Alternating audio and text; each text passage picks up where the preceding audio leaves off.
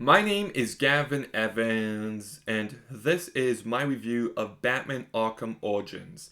And this review will not have spoilers. There'll be another video where I talk more in depth about the story. But this is a game that I don't really know what the reception behind it is. Do people love this game? Do people hate it?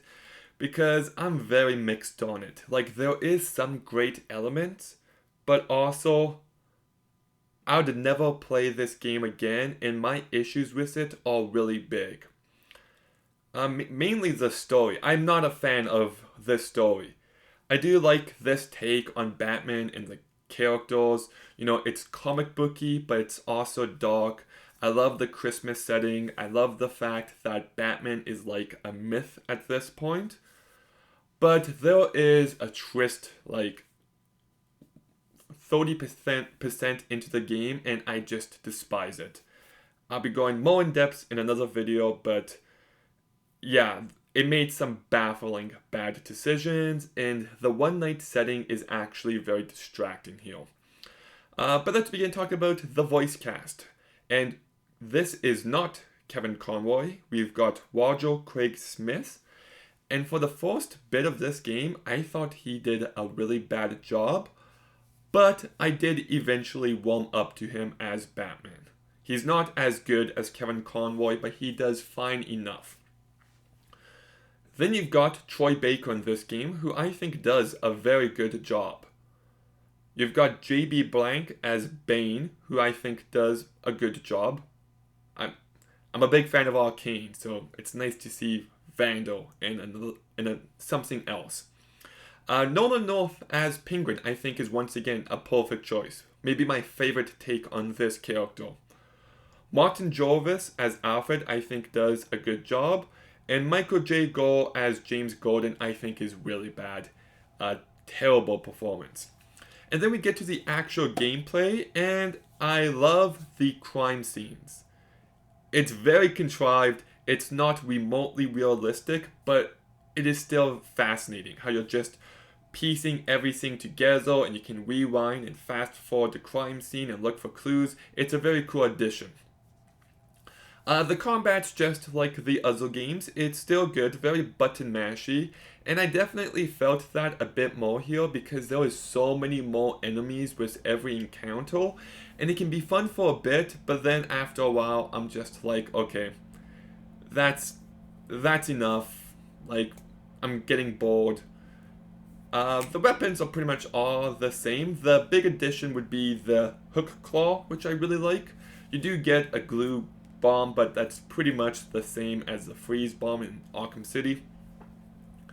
The stealth section is actually my favorite. Like, I feel like they just perfected it. This time, the increase in enemies was actually a welcome surprise, and it made each area more and more fun. Then we get to the free roaming, and I think this is the worst free roaming I've ever experienced. I hated it. I think this is as lifeless as it gets. I don't know if it's just the PlayStation controller, the PlayStation 3 controller I should say, but it just felt soulless. Gotham is completely void of any bit of life or personality, and the fact that it's completely empty besides enemies and the police is distracting. It felt like a map designed for a video game instead of a actual place. And then also there's a bridge, which is just honestly stupid. It pissed me off every time I had to cross this bridge. Yes, I know I could just take the Batwing, but honestly, it was ridiculous. Then we get to the boss fight, and I like the fact you beat Executioner in 2 seconds. That's a very funny joke. It reminded me of Mysterio in Spider-Man 2. Deathstroke I found to be annoying because you can only counter sometimes. Bane was just the same thing over and over again, and they have enemies which was just annoying to me and not fun. The last time you fight Bane is actually pretty cool though. Reminded me a tiny bit of Mr. Freeze in Arkham City, but not as good. Firefly was pretty much the exact same boss as Poison Ivy in Arkham Asylum. Copperhead was annoying. I hated this. I'm tired of Batman's poisoned and is seeing stuff. It's just so overdone by this point. And did you fight the other assassins? Like, what about Slade or whatever? Like, it feels like a bunch of them just disappear. Yeah. The PlayStation 3 is a very dated console, and you definitely feel it while playing this game. The graphics still look fine enough, but honestly, this game I'm just not too fond of. I think the story makes some terrible decisions. I think there is some frustrating elements, like the free roaming is so unbelievably bad, and I don't know, it does have some good aspects to it. Like I said, the stealth and the crime scene investigations, but at the end of the day, if I want to play a Batman Arkham game, I'm just going to put on Arkham City or Arkham Asylum. I would not pick this game. So, it's not terrible, but I'd give Batman Arkham Origins a 4 out of 10. Like I said, I will be doing a video where I talk more in depth about the story, so stay tuned for that.